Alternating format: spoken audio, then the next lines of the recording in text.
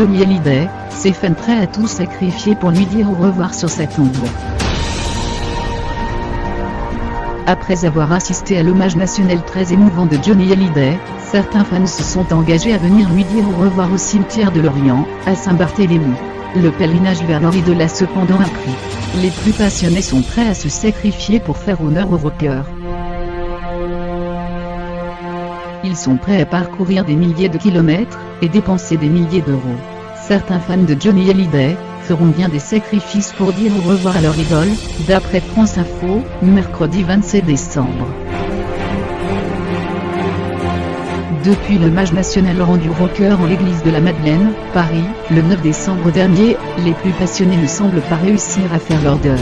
Pour cela, ils ont besoin de se rendre sur place, au cimetière de Lorient sur l'île de Saint-Barthélemy, pour se recueillir sur la tombe du chanteur. Mais ce pèlerinage a un coût. Selon France Info, nombreux sont ceux prêts à sacrifier leurs économies pour faire cette grande traversée. C'est prévu, il n'y a pas de changement de programme. On a commencé à se renseigner auprès d'une agence de voyage, et ça doit être aux alentours de 4 000 €, a expliqué François, qui projette d'aller se recueillir sur la sépulture du chanteur avec son épouse.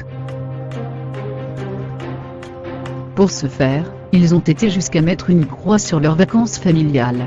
On va faire des sacrifices. Au lieu de partir une semaine avec les enfants au ski dans les Pyrénées, on va rester là et mettre de l'argent de côté, a-t-il confié à la radio. À 58 ans, ce fan de Johnny Hallyday a déjà emprunté de l'argent à ses parents, et même vendu sa voiture pour voir son idole en concert. Cependant, beaucoup de fans ne peuvent pas se permettre autant de sacrifices pour rendre visite à leur star préférée, et ont été déçus qu'il soit enterré si loin de la France.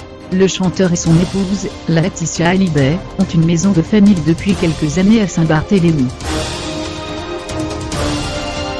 Même si au départ le rocker trouvait l'endroit ringard, il a fini par en tomber amoureux. C'est d'ailleurs lui qui a décidé de l'emplacement de sa tombe sur l'île.